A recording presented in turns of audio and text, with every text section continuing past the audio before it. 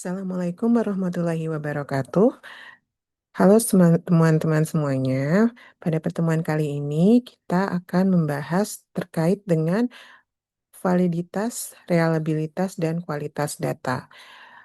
Dalam penelitian komunikasi terapan, yang akan saya bahas pada pertemuan kali ini adalah bagaimana data terapan, yaitu misalkan data yang kita dapatkan dari media sosial atau big data itu kita harus memahami bagaimana data itu bisa terdistorsi atau bisa apa namanya tidak menunjukkan realitas yang sebenarnya gitu ya. Padahal dalam kita melakukan penelitian, kita berusaha mengungkap apa yang ada di masyarakat seperti itu kan. Apa kebenaran yang ada di masyarakat.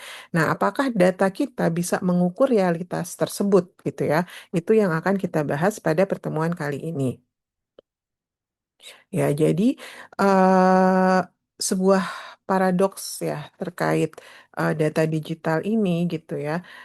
Eh, Data ini melimpah ya, tapi penuh distorsi gitu kan. Jadi kita bisa dapat data dari mana aja, data itu sangat banyak, kita bisa dapat dari apa namanya media sosial manapun gitu ya, bisa kita scraping dari website dan lain-lain gitu kan.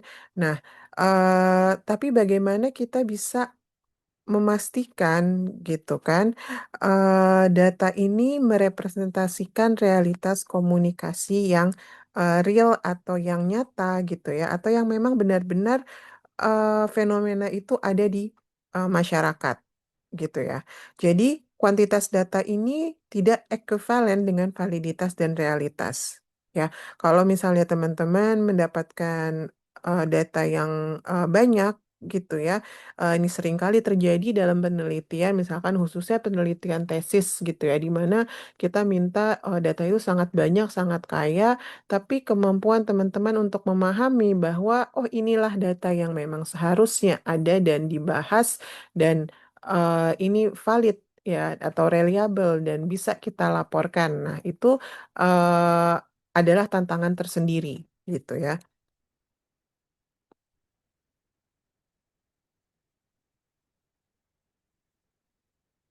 Nah, dua pilar utama pertahanan desain penelitian yang menunjukkan integritas dari metodologi gitu ya untuk memastikan bahwa kita sudah melakukan upaya untuk apa namanya ya tadi memastikan bahwa penelitian kita itu memang memiliki rigor ya. Rigor itu artinya dia tuh apa namanya ya valid dan reliable ya.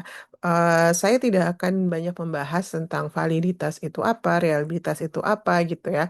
Saya yakin teman-teman sudah berpengalaman dalam melakukan penelitian sebelumnya dan tahu valid dan reliable itu seperti apa gitu ya.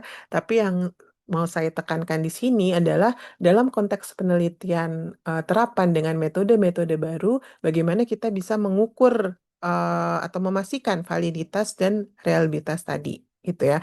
Validitas di sini berkaitan dengan ketepatan, ya, atau kesohihan, ya.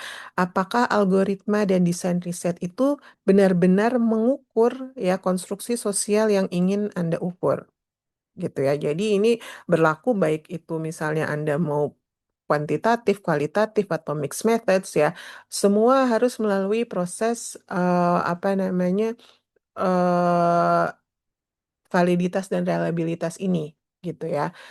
Mungkin beberapa ada yang beda istilahnya, misalnya keabsahan data atau apa gitu ya.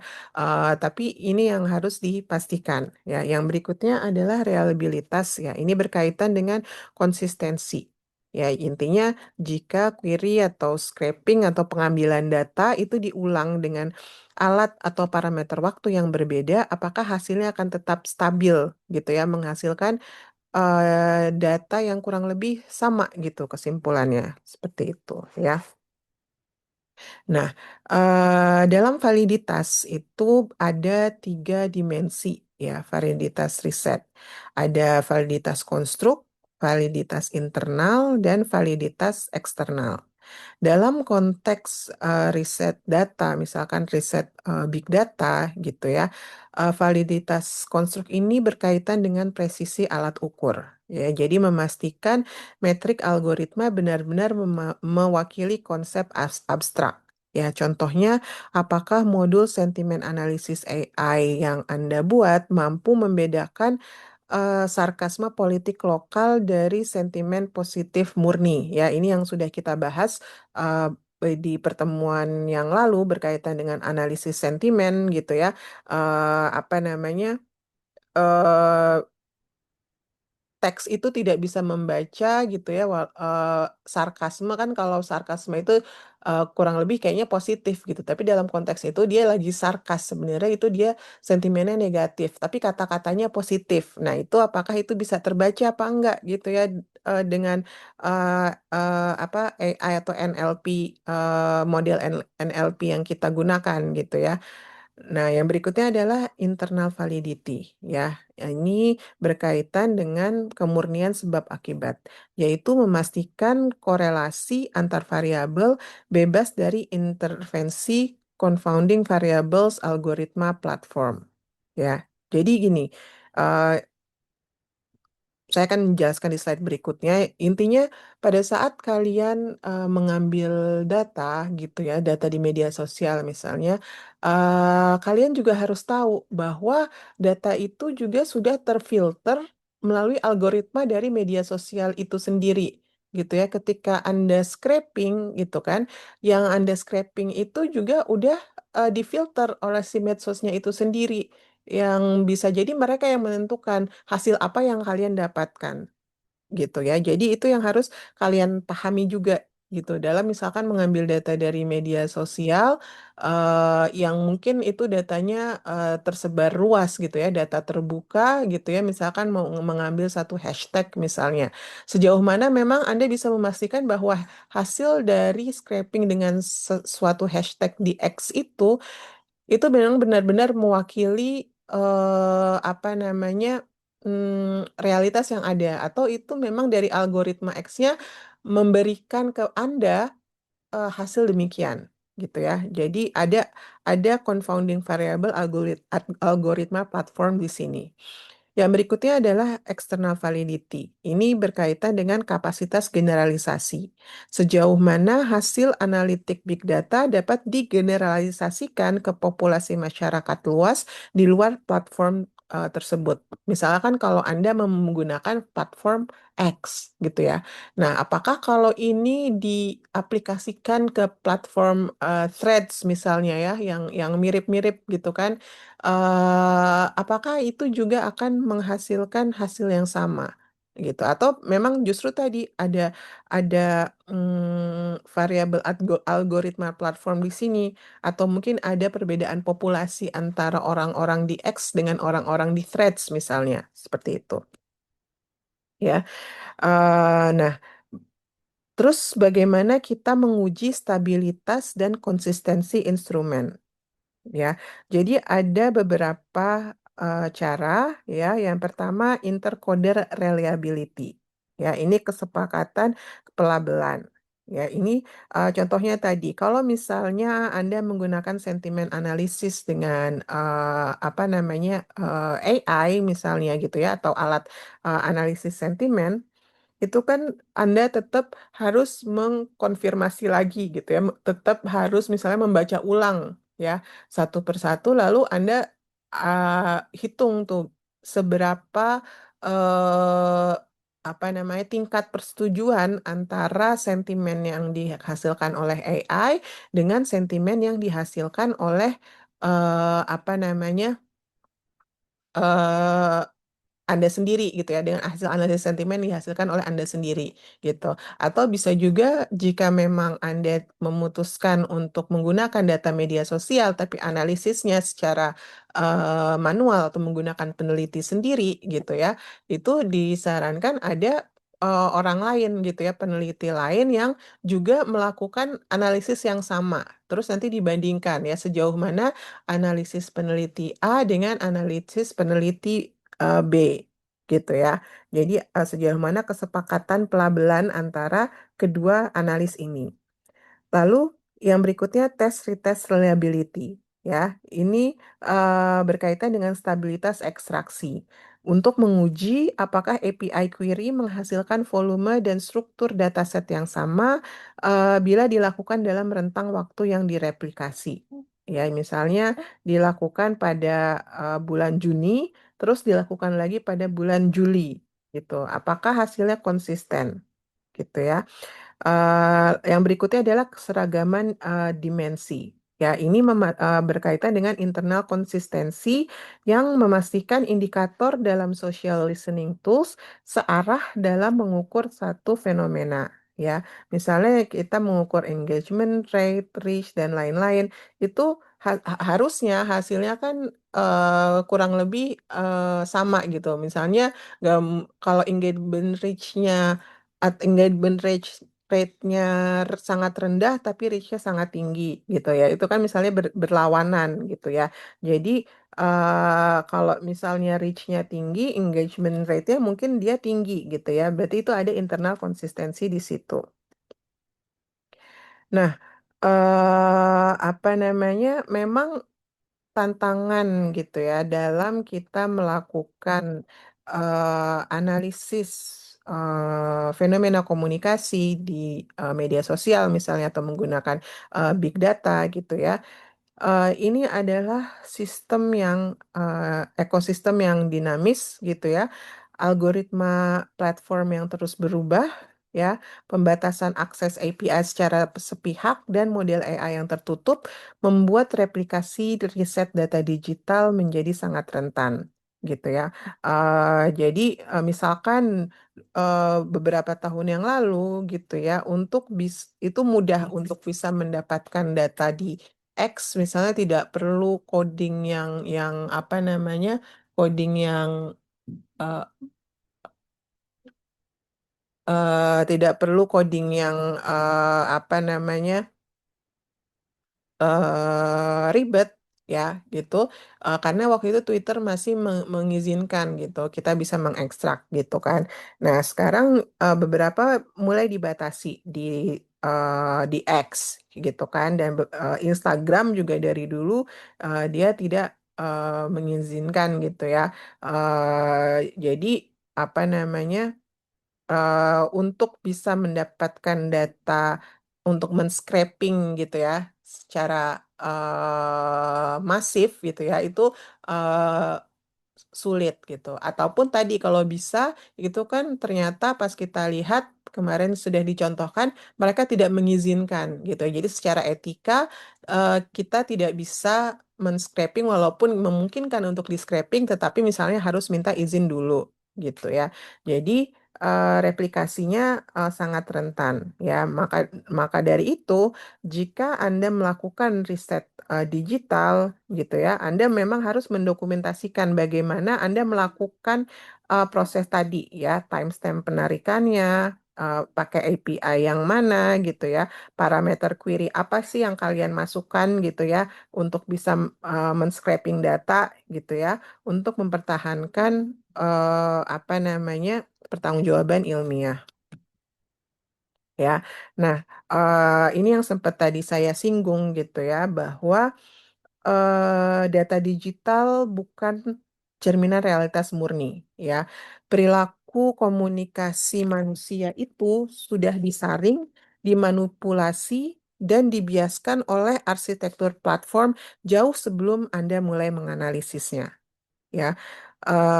Jadi ya tadi apa namanya dataset yang Anda berhasil ekstraksi itu sudah mengalami bias algoritmik dan sesuai dengan desain platform itu sendiri gitu. Itu yang harus Anda pahami gitu ya. Jadi tadi kalau kalian ngambil hashtag tentang sesuatu, result atau hasil yang kalian dapatkan itu memang bisa jadi sudah disetting oleh platform X tersebut untuk Anda mendapatkan hasil seperti itu. Nah, bagaimana Anda make sure bahwa hasil yang nanti hasil analisis dari hashtag tersebut gitu ya tentang fenomena yang Anda teliti itu adalah realitas komunikasi yang memang ada nyata di masyarakat Ya, itu kan tantangannya gitu ya. Jadi Anda harus menyadari itu dan itu harus ter apa ya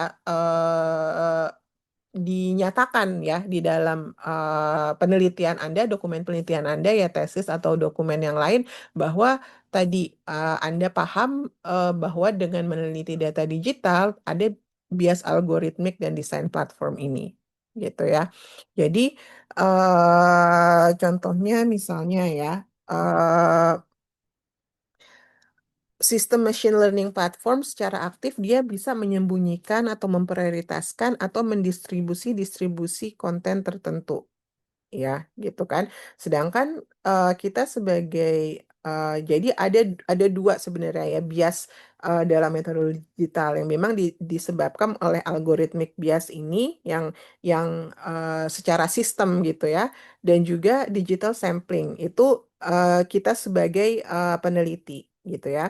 Jadi kalau misalnya bias sistem ini ya tadi bahwa algoritma media sosial yang menentukan hasil yang akan kita dapatkan, gitu ya. Seperti itu.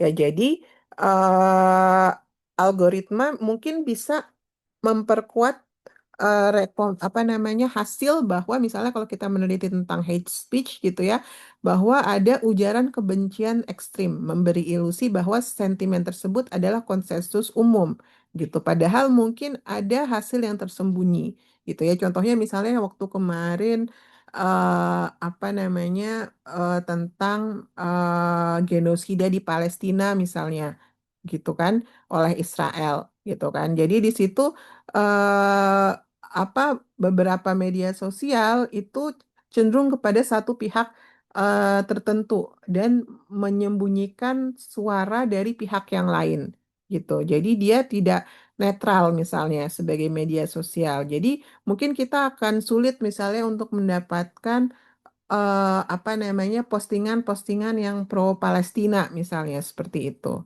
gitu ya.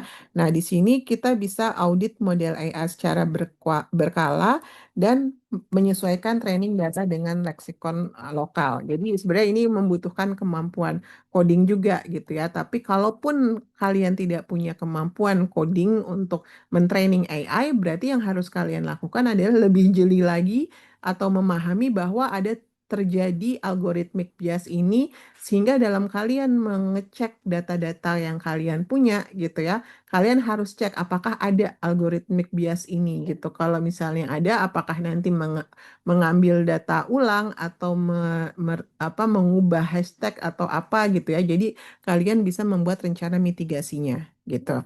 Di sisi lain juga ada digital sampling bias yang berkaitan dengan kita sebagai peneliti ya. Kalau misalnya kita hanya secara pasif pasif menarik data dari apa namanya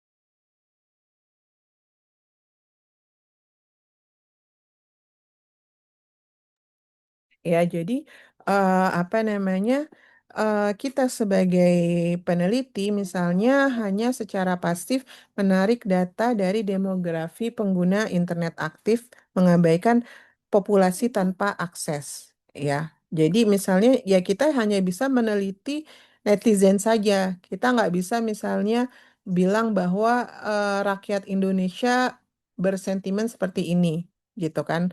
Karena ada populasi tanpa akses internet yang dia dia tidak bersuara gitu dan eh, dia tidak tahu gitu apa namanya atau kita tidak bisa tahu suara mereka gitu. Kayak misalkan kalau di internet itu misalnya banyak orang-orang yang nggak ngerti kenapa Prabowo bisa jadi presiden gitu. Ada 58% yang memilih gitu. Tapi ya bisa jadi 58% ini yang memang kebanyakan orang-orang yang tidak terpapar di internet gitu. Jadi walaupun misalkan di internet kok nggak ada yang dukung, walaupun ada yang dukung misalkan ya itu buzzer yang dibayar misalnya seperti itu kan kayak gitu. Nah, apa namanya? Itu yang harus kita pahami gitu. Dan tadi bahwa analisis sentimen misalnya di platform X hanya mewakili opini kelas menengah urban, bukan persepsi masyarakat nasional secara utuh, ya kan yang tadi sudah saya jelaskan gitu ya. Sehingga misalkan bisa jadi kalau kita mau melihat bagaimana sih fenomena atau bagaimana tanggapan atau bagaimana apa namanya realitas yang ada pada masyarakat Indonesia gitu ya. Bisa misalnya kita triangulasi dengan metode kualitatif gitu ya, wawancara atau survei lapangan untuk kelompok yang kurang terwakili tadi. Gitu ya. Jadi kalau misalnya kita hanya meneliti media sosial itu harus eksplisit kita jelaskan bahwa ya kelemahannya berarti kita hanya tadi ada segmen populasi tertentu yang kita apa namanya bisa sematkan itu berlaku pada populasi tadi, misalnya kelas menengah urban gitu atau yang misalnya ya tadi yang punya akses terhadap media sosial dan memang bisa berdiskusi di situ gitu ya, memberi opini di situ gitu ya.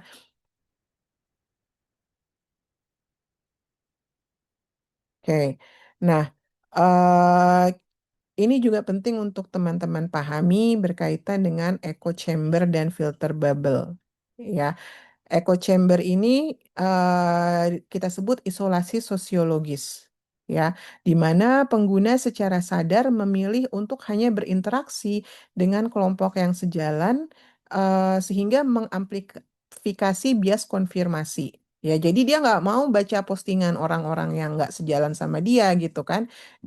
Dia hanya mau membaca postingan-postingan atau berinteraksi di media sosial dengan orang-orang yang memang sependapat, sepemahaman dengan dia gitu. Jadi ya makanya keyakinan dia terhadap sesuatu fenomena atau opini dia terhadap misalnya dia pendukung Palestina atau Israel, dia pendukung Prabowo atau siapa itu karena ya dia hanya bergaul di medsos atau mengkonsumsi konten seputar yang sesuai dengan pemahaman dia aja. Ya, itu yang disebut dengan echo chamber. Sedangkan filter bubble ini kita sebut isolasi teknologis. Ya, jadi kalau echo chamber dia secara sadar maunya saya cuman mau baca postingan yang saya suka, yang mendukung gitu. Kalau misalnya dia postingan, misalnya saya pendukung Prabowo, terus dia postingannya ada yang apa namanya jelek-jelekin pemerintah, jelek-jelekin Prabowo misalnya, itu saya nggak mau baca gitu, karena saya emang udah nggak percaya kayak gitu kan. Jadi itu semakin menguatkan sentimen dia, sentimen positif dia ke Prabowo karena dia tidak mau secara sadar dia tidak mau membaca konten yang kontra misalnya. Sedangkan kalau filter bubble gitu ya, ini algoritma secara sepihak menyaring informasi yang masuk berdasarkan profil pengguna menutup pandangan alternatif. Ya, ya kayak tadi, kalau saya hanya konsumsi konten dengan betapa Prabowo itu presiden yang baik, presiden yang bagus gitu ya, sangat mumpuni sebagai presiden dan memimpin pemerintahan Indonesia gitu ya. eh Medsos saya akan menampilkan konten-konten yang memang seperti itu gitu ya. Jadi algoritmanya yang menentukan gitu ya. Bisa jadi saya tidak terpapar konten-konten yang kontra Prabowo karena di feed saya medsosnya tidak menampilkan itu gitu ya. Jadi si algoritmanya yang menentukan, oh kamu nih berarti maunya ngelihatnya konten-konten yang ini aja ya. Ini nih saya kasih gitu kan. Gitu. Jadi sehingga semakin menutup pandangan yang alternatif gitu ya. Jadi ini yang harus teman-teman pahami, bahwa topik yang merajai trending seringkali hanyalah produk dari arsitektur ruang gema atau echo chamber tadi ya, bukan indikator opini publik mayoritas. ya. Jadi apa namanya? Kita harus memahami gitu ya. Yang kita teliti adalah populasi dunia nyata, realitas sosial utuh. Itu yang ingin kita dapatkan bagaimana fenomena yang terjadi ya di realitas sosialnya gitu. Tetapi kalau kita meneliti ruang digital, tentunya kita secara sadar mengeksklusi populasi luring. Ya, di sini berarti teman-teman harus memahami ada akses digital dan kesenjangan, gitu ya.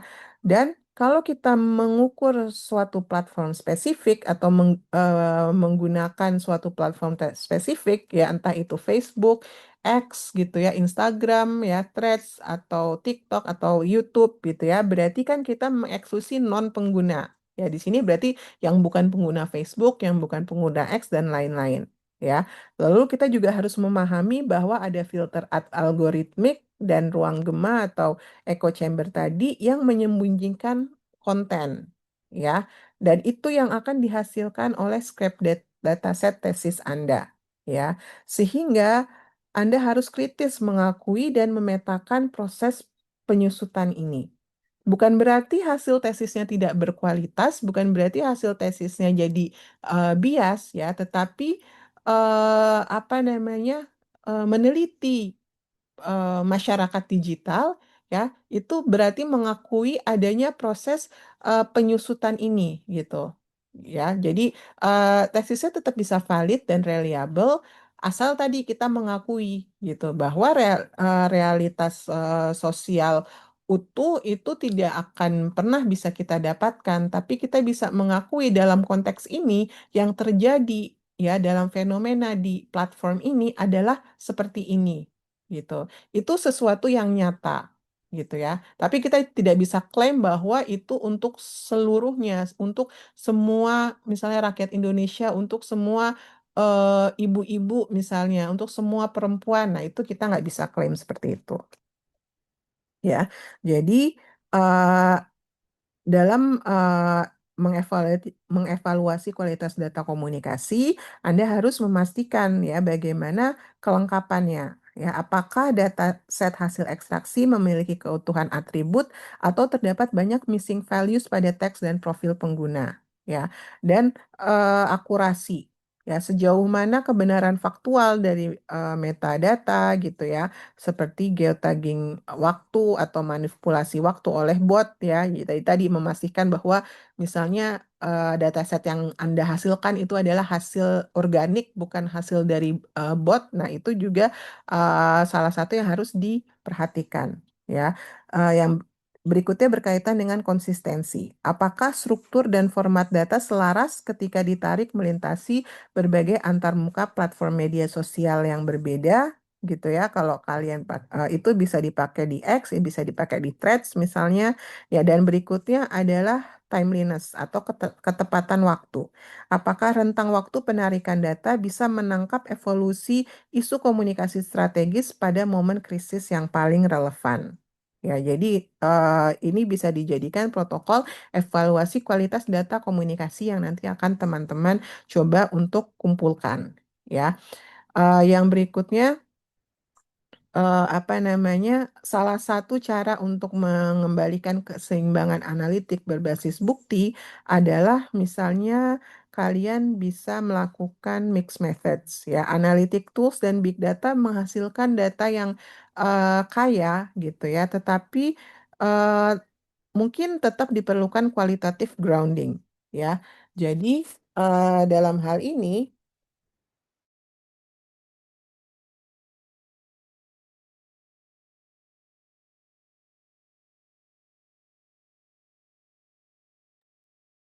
dalam hal ini gitu ya, kalian harus bisa mengkontekstualisasikan ya. Jangan menelan mentah-mentah metrik dangkal ya, jumlah like, jumlah retweet ya. Dan itu yang Anda apa namanya analisis hanya sebatas itu. Gali makna diskursif di balik interaksi tersebut ya. Jadi dari teks-teksnya ya, tidak hanya matriks kuantitatifnya saja gitu ya. Dan tadi dengan triangulasi misalnya validasi temuan makro dari ekstraksi data kuantitatif dengan kedalaman wawancara atau observasi partisipatoris kualitatif. Ya, jadi misalnya yang pernah saya lakukan waktu disertasi saya menggabungkan survei kuantitatif dengan data kualitatif yang berisi apa namanya eh interaksi mereka ya, komentar-komentar yang ada di grup Facebook itu saya gabungkan dengan survei kuantitatif untuk mengukur hubungan-hubungan variabel, di mana di situ juga ada yang pertanyaan terbuka juga gitu ya. Jadi ada kayak semacam wawancara kualitatifnya juga gitu ya. Jadi itu digabungkan untuk memperkuat ya, atau kita bandingkan ya seperti itu. Dan acknowledge ya. Jadi kalian mengakui gitu ya, integrasikan atau jelaskan secara spesifik bahwa ada yang tidak terwakili dalam dataset ini. Di bagian mungkin ada batasan masalah dalam metodologi. Itu penting untuk dilampirkan atau dicantumkan. Ya, ya. Jadi apa namanya?